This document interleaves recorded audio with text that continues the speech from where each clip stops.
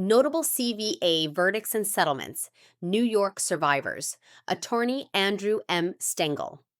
New York's Child Victims Act, signed into law in 2019, fundamentally changed what accountability looks like for survivors of childhood sexual abuse. The legislation opened a look back window, allowing survivors to file civil lawsuits regardless of when the abuse occurred, eliminating time barriers that had protected institutions for decades. The Child Victims Act settlements and verdicts that followed are among the most significant in American legal history. They expose the scale of institutional failure and demonstrate that civil litigation in New York produces real, meaningful financial accountability. What the Child Victims Act changed for New York survivors? Before the CVA, New York imposed some of the strictest statutes of limitations in the country for childhood sexual abuse lawsuits. Survivors had to file by age 23, a deadline that passed for many long before they understood the connection between childhood trauma and adult psychological harm.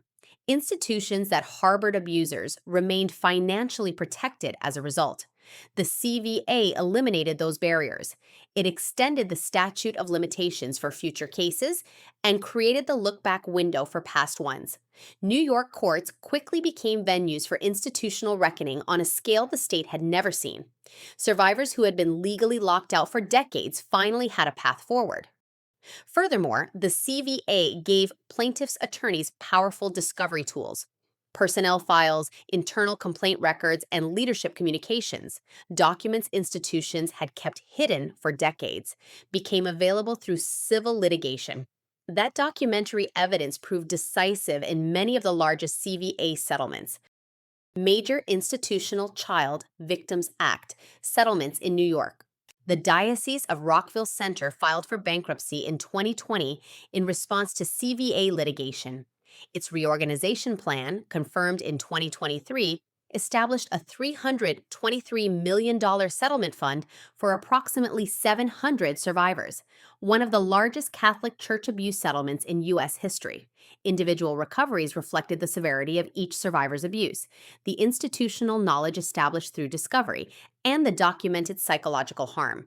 The Diocese of Buffalo reached a $100 million settlement in 2023, resolving approximately 500 CVA lawsuits. Discovery produced internal records showing priests transferred after abuse complaints, payments made to silent survivors, and leadership decisions that prioritized institutional reputation over child safety. The settlement stood as one of the largest diocesan resolutions in New York history. The Archdiocese of New York has faced hundreds of CVA lawsuits involving abuse stretching back to the 1950s and 1960s.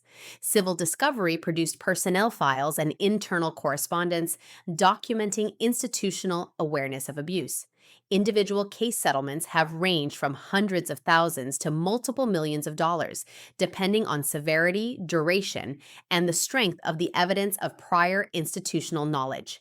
Rockefeller University Hospital reached a $15 million settlement in 2022 with survivors of Dr. Reginald Archibald, an endocrinologist who abused hundreds of child patients over a career spanning 4 decades. The case demonstrated that no institution, regardless of prestige, could avoid accountability under New York's CVA. Boy Scouts of America and New York, CVA survivors. The Boy Scouts of America bankruptcy settlement, approved in 2023, established a $2.46 billion national settlement fund, the largest sex abuse settlement in U.S. history. Thousands of New York survivors participated. The fund compensated survivors abused at scouting events and camps across New York over many decades. Although the BSA proceeding was national rather than a New York-specific CVA case, it illustrated a critical principle. National organizations operating in New York face accountability under New York law. Individual survivor recoveries varied based on severity of abuse, number of participating claimants, and available insurance coverage. What strong CVA cases have in common? The most significant CVA settlements and verdicts in New York share several characteristics. Institutions that concealed abuse faced greater financial exposure than those whose failures were isolated. Cases built on documentary evidence, personnel files, complaint logs, and transfer records showing institutional knowledge achieved stronger outcomes than those relying on survivor testimony alone. Additionally, survivors with well-developed damages cases recovered more. Expert psychiatric testimony, life care planning, and forensic economic analysis translated the human cost of abuse into numbers that institutional defendants and their insurers could not ignore. The strength of the damages case directly influenced settlement value in virtually every significant CVA lawsuit. Every case is different. The CVA litigation record makes clear, however, that civil accountability is real and achievable in New York, and that institutions that prioritize reputation over child safety have paid substantial financial consequences as a result.